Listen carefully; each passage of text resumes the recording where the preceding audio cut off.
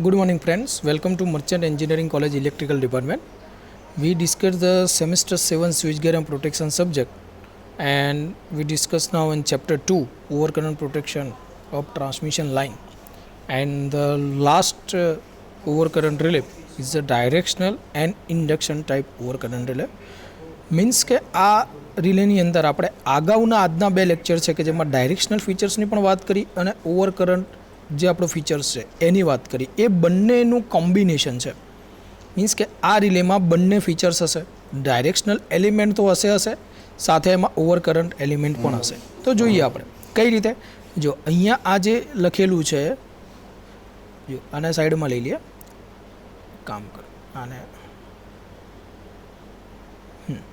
જો પહેલો ઉપરનો જે ફીચર્સ છે ને ડિયર, એ આપણો ડાયરેક્શનલ એલિમેન્ટ છે. ઓકે, મીન્સ કે આટલો જે ભાગ છે એ આપણો ડાયરેક્શનલ એલિમેન્ટ છે અને એના નીચેનો જે ભાગ છે એ ઓવર કરંટ એલિમેન્ટ છે. મીન્સ કે બંને રિલેનું કોમ્બિનેશન છે. મીન્સ કે આના જોડે બે ફીચર્સ હશે. ઓવર કરંટ એકલું હશે તો ઓપરેટ નહીં થાય. વિરુદ્ધ દિશામાં ડાયરેક્શન બદલાઈ અને એના પછી ઓવર કરંટ થયો તો પછી એ રિલે ઓપરેટ થશે. ફર્સ્ટ ઓફ ઓલ આપણે એનું ડાયમેન્શન બદલાવી પડશે, એની ડાયરેક્શન ચેન્જ થશે એના પછી જે થશે.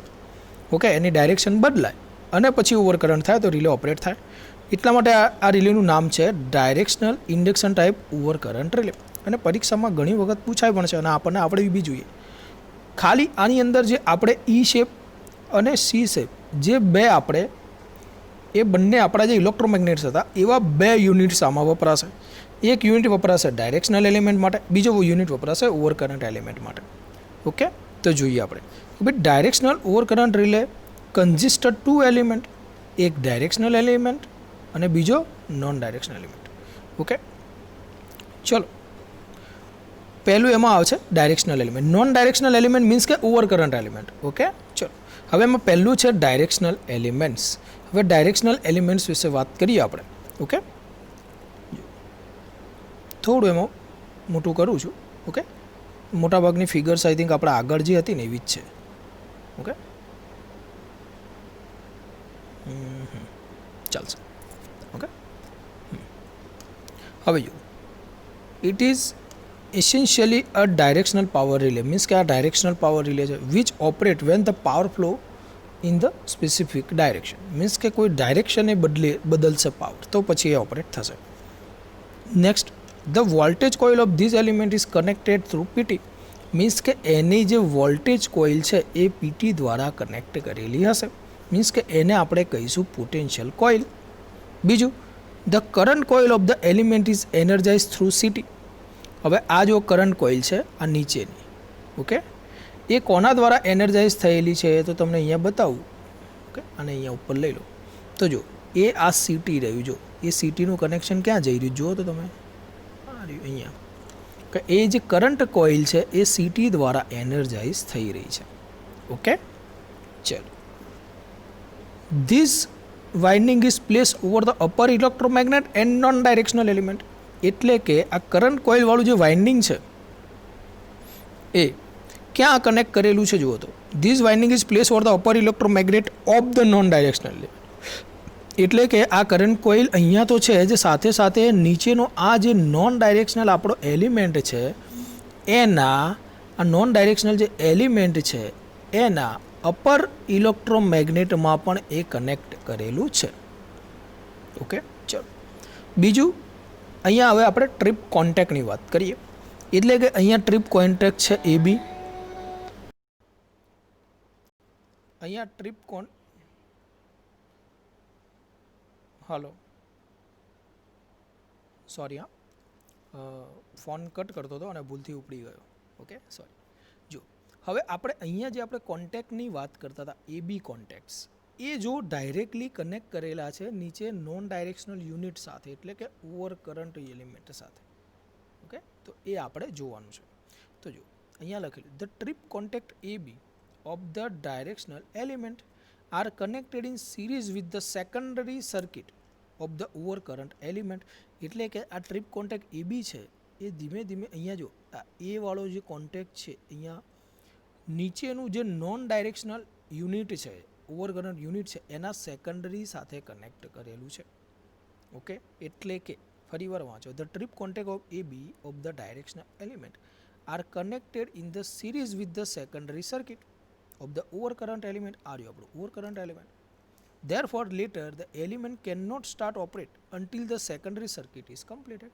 એટલે કે આ જે સેકન્ડરી સર્કિટ જ્યાં સુધી કમ્પ્લીટ નહીં થાય ત્યાં સુધી આ નીચેનું યુનિટ શરૂ નહીં થાય. એટલે કે આપણે આ જે આપણો ડાયરેક્શનલ યુનિટ છે એ પહેલાં ઓપરેટ થશે અને એ ઓપરેટ થાય એના પછી જ અહીંયા નીચેનો જે ઓવર કરંટ યુનિટ છે એ એનર્જાઇઝ થાય.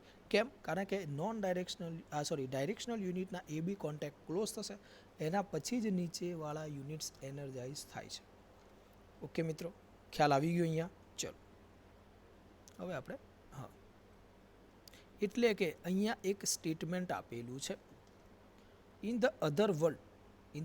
એટલે કે બીજી રીતે કઈ રીતે કહી શકાય?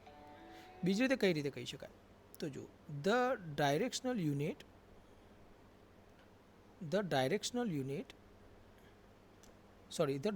Element must operate first.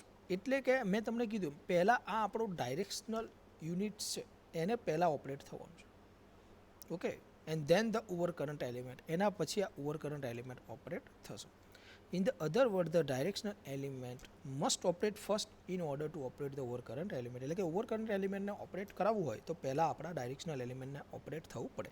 તો આટલી વાત હતી મિત્ર આપણા ડાયરેક્શનલ એલિમેન્ટની. હવે આપણા ઓવર કરંટ એલિમેન્ટની વાત કરીએ. પણ ઓવર કરંટ એલિમેન્ટમાં બહુ વધારે ચર્ચા કરવાનો પ્રશ્ન નથી, કારણ કે આપણે અગાઉ પણ આ બંનેની ચર્ચા કરી જ છે. ઓવર કરંટ એલિમેન્ટ્સ જે ઓવર કરંટ યુનિટ છે આખો, એની જે રિલેસ છે એની પણ ચર્ચા આપણે કરેલી છે. તો થોડું બેઝિક ઇન્ફોર્મેશન જોઈ લઈએ. ઓકે, આવી જાઓ અહીંયા. Okay, ready? હવે જો આ ઉપરનો આ યુનિટ્સ તમને થોડું બરાબર, આ ફિગર થોડી તમે મોટી જોઈ શકો એટલે થોડું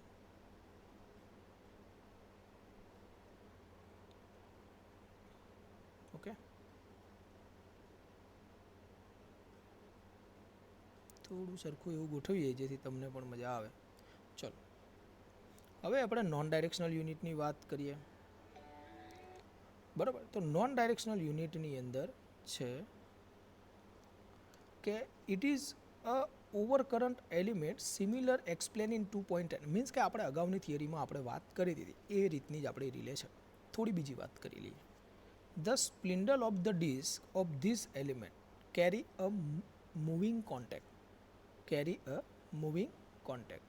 ઓકે, ચલો તો આપણો જે સ્પ્લિન્ડલ ઓફ ધ એલિમેન્ટ્સ છે, okay, spindle of the element એટલે કે ડિસ્ક ઉપર જે આપણું spindle, okay, is carry a moving contact which close the fix contact after the operation of directional element. Means કે અહીંયા પણ તમને એ લોકો શું કહેવા માગે છે કે આપણા ડાયરેક્શનલ એલિમેન્ટના જે બે કોન્ટેક્ટ હતા એ બી એ ઓપરેટ થશે, એના પછી જ આપણા આ ઓવર કરંટ રિલેના જે યુનિટ્સના જે કોન્ટેક્ટ છે એ ઓપરેટ થશે. જો the spindle of the disc of this element carry a moving contact which close the fix contact after the operation of the directional element. Directional એલિમેન્ટનો જે એબી કોન્ટેક્ટ છે એ complete થઈ જશે, એ મીન્સ કે એ operate થઈ જશે. એના પછી જ આપણે આ જે આપણા જે ઓવર કરંટ યુનિટ્સના જે છે સ્પ્લિન્ડરના કોન્ટેક્ટ્સ એ ઓપરેટ થશે. જો અહીંયા છે આપણે, એ કઈ જગ્યાએ છે? અહીંયા છે. જો અરે કામ કરું, અહીંયા લગાવી દઈએ એટલે થોડી વધારે મજા આવશે. હા, રેડી? હવે જો આ રહ્યું, જોઈ લો. આ છે આપણો ડાયરેક્શનલ એલિમેન્ટ. જો અહીંયા બતાવું, આ ડાયરેક્શનલ એલિમેન્ટ હતો, આપણો ઓવર કરંટ એલિમેન્ટ છે. એટલે આ એબી કોન્ટેક્ટ અહીંયા એનર્જાઇઝ થાય. ઓકે, આ એનર્જાઇઝ થાય એના પછી જ આપણો આ રિલે આ જે છે કોન્ટેક્ટ એ ઓપરેટ થશે, એવું કહેવા માગે છે. ઓકે, ચલો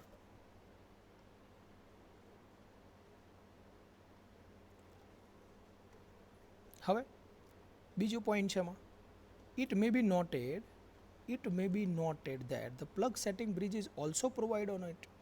હવે આપણે જ્યારે ઓવર કરંટ રિલે આપણે ભણતા હતા એ વખતે આ ઈ શેપના ઉપર અહીંયા આપણને પ્લગ સેટિંગ બ્રિજ આપ્યો હતો. મીન્સ કે આપણે આ ઈ શેપ હતો, આ સી શેપ હતો અને અહીંયા પ્લગ સેટિંગ બ્રિજ હતો. એ પ્લગ સેટિંગ બ્રિજ આપણને અહીંયા જે ફિગર છે એમાં દર્શાવવામાં નથી આવે. ઓકે, પણ એકચ્યુઅલી ત્યાં આગળ હોય, બસ એ જ વાત કહે છે. જો it may be noted that the plug setting bridge is also provided in the relay for the current setting. But it is not shown in the ડાયાગ્રામમાં તમને એ બતાવશે નહીં. ઓકે, ચલો. The tapping are also provided on the upper electromagnet. Tapping પણ ત્યાં આગળ હોય છે, જે આપણને અગાઉની આપણી જે થિયરી હતી એની અંદર આપણે જોયું હતું કે ઈ અને સી શેપના શેપના ઉપર જે ઇલેક્ટ્રોમેગ્નેટ્સ હતું, ઓકે, એના ઉપર આપણે પ્લગ સેટિંગ બ્રિજ હતો જ્યાંથી હું ટેપિંગ કરી શકું. 1 to 7 ટેપિંગ હતા આપણા. ઓકે, અને એ ટેપિંગ્સથી આપણે આપણું desired current setting, time setting કરી શકીએ. Okay, the tapping are also provided on the upper electromagnet for the over current element and are connected to the bridge. અહીંયા આપણે હશે, અહીંયા હોય. જો આખી ફિગર બતાવીને બતાવું, જો આપણી આખી ફિગર છે. ઓકે, તો એ ક્યાં હોય? અહીંયા હોય, અહીંયા પ્લગ સેટિંગ બ્રિજ હોય. પણ આપણને ફિગરમાં થોડું ઓછું જટિલતા થાય એના લીધે આપણને બતાવ્યું નથી. ઓકે, ચલો હવે આપણે ઓપરેશન વિશે સમજી લઈએ. હવે ઓપરેશનની અંદર આપણે ફિગરની જરૂર આઈ થિંક થોડી ઓછી છે, તો આપણે આ થોડું મોટું કરી દઈએ તો તમને થોડી વધારે મજા આવે. Okay, ready? ચલો. હવે under normal operating condition power flow in the normal direction. આ નોર્મલ કન્ડિશન હશે તો પાવર જે આપણું ડિઝાયર્ડ કન્ડિશન હશે, મીન્સ કે આપણે જે વિચાર્યું છે એ જ દિશામાં જતો હશે આપણું જે પર્ટિક્યુલર જે ડાયરેક્શન છે. એટલે કહેવાય કે under normal operating condition power flow in the normal direction in the circuit. Therefore the directional power will not operate and the over current remain unenergise. કેમ આવું અનએનર્જાઇઝ લખ્યું છે? કારણ કે એ નીચેનો ઓવર કરંટ એલિમેન્ટ ત્યારે જ એનર્જાઇઝ થશે જ્યારે ઉપરનો ડાયરેક્શનલ એલિમેન્ટ ઓપરેટ થાય. હવે અહીંયા તો ઉપરનો ડાયરેક્શનલ એલિમેન્ટ જ ઓપરેટ નથી થતો, તો પછી જે નીચેનો એલિમેન્ટ છે ઓવર કરંટ, એ ઓપરેટ થવાનો નથી.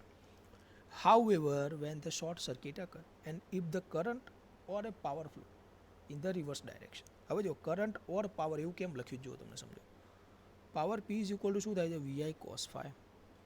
હવે આમાંથી કોઈ પણ એક ક્વોન્ટિટી જો નેગેટિવ થશે, વોલ્ટેજ કે કરે, તો પછી ટોટલ પાવર શું થશે?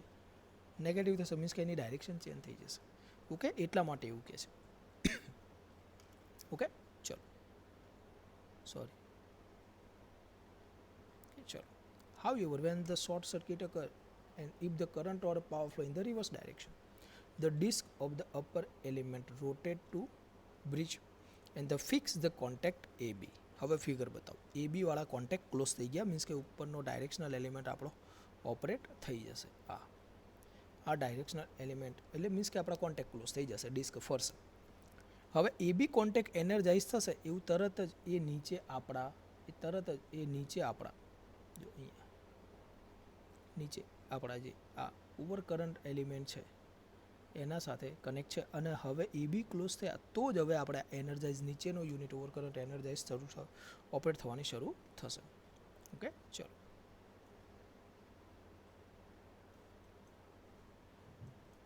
હવે લઈએ આપણે. હવે however when the short circuit occur, if the current or power flow in the reverse direction, the disk of the upper elements એટલે કે આપણો ડાયરેક્શનલ એલિમેન્ટની ઓપન થશે અને ઓપરેટ થશે અને એ બી કોન્ટેક્ટ ક્લોઝ થશે. And this complete the circuit of over current element. હવે નીચેની સર્કિટ હવે શું થઈ? હવે કમ્પ્લીટ થઈ, કારણ કે પેલા કોન્ટેક્ટ ક્લોઝ થયા પછી તો હવે નીચેની સર્કિટ કામમાં આવશે. હવે એ ઓપરેટ થશે. કેવી થાય? The disc of the element rotate and moving the contact attach to close the trip circuit. હવે એ શું કરી દેશે? નીચેનો ઓવર કરંટ એલિમેન્ટ એ ટ્રીપ સર્કિટને સિગ્નલ આપી દેશે, કારણ કે જુઓ હવે જો કનેક્ટ આ આખું ફિગર તમને બતાવું. ઓકે, તો જો પહેલું આ એ બી ક્લોઝ થયા એના કારણે આ એનર્જાઇઝ થયું. હવે આ એનર્જાઇઝ થયું એના કારણે આ કોન્ટેક્ટ ઓપરેટ થશે અને ટ્રીપ કોઇલને સિગ્નલ મળી જશે કે જ્યાં આગળ આપણું શું હશે? સર્કિટ બ્રેકર હશે. ઓકે, ચલો.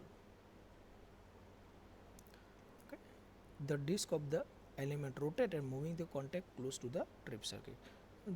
અને એ શું કરશે? આપણા સર્કિટ બ્રેકરને ઓપરેટ કરાવશે. અને આપણો જે પણ પાર્ટ્સ ફોલ્ટી કન્ડિશનની અંદર છે, જે કોઈ બી પાર્ટ્સ ઉપર ફોલ્ટ થયો છે એ હવે આઇસોલેટ થઈ જશે. ઓકે, હવે નીચે તમને કન્ડિશન્સ આપેલી છે કે ધ ટુ રિલે એલિમેન્ટ, આને બે રિલે એલિમેન્ટ કહેવાય. ઓકે, હવે એને અરેન્જ કરવું પડે સારી રીતે. તો the two relay element are so arrange that the final tripping of the current control by them. Okay, is not made the following condition are satisfied. એટલે કે અમુક કન્ડિશન્સ છે એની અંદર એ વર્કમાં એને પ્રોબ્લેમ થાય કે current flow in the direction such as operate in the directional element. કરંટની direction. બીજું, current in the reverse direction exceed the preset value, એ પણ છે. બીજું, excessive current persist for a period corresponding to the time setting and over current element. એટલે કે ટાઈમ્સનો પણ issue છે, પણ આ જે કન્ડિશન્સ છે એના માટે આપણે ભાઈ હજુ આ જ વસ્તુમાં આપણને વધારે એને સમજાવવું જોઈએ, પણ ખાલી કન્ડિશન્સ આપેલી છે કે તમે એક્ઝામમાં નહીં લખો તો પણ ચાલશે. આપણે એક્ઝામની અંદર આટલી વસ્તુ બતાવવાની છે. પહેલું તો ડાયરેક્શનલ એલિમેન્ટ વિશે લખીશું. ડાયરેક્શનલ એલિમેન્ટ પછી આ ફિગર દોરીશું બંનેની કમ્બાઈન. જો બંને એક જ છે, હા ઓકે બરાબર, પણ મારે એવી રીતે સેટ કરવું પડે કે તમને હું સારી રીતે દેખાડી શકું એટલા માટે. તો બંને સેમ જ છે. હવે આ બંને આ ફિગર કમ્બાઈન, એના પછી આપણો નોન ડાયરેક્શનલ યુનિટ, તો બંને યુનિટ્સની વાત કરવાની અને એના પછી એના ઓપરેશનની ચર્ચા કરવાની. ઓકે, ખાલી એક વસ્તુ યાદ રાખવાની કે જો પહેલાં ડાયરેક્શનલ યુનિટ ઓપરેટ થશે તો જ મારો નીચેનો ઓવર કરંટ યુનિટ ઓપરેટ થશે. તો મિત્રો આજના લેક્ચરમાં અહીંયા સુધી રાખો. નેક્સ્ટ લેક્ચરની અંદર આપણે આગળ વધીશું. Thank you.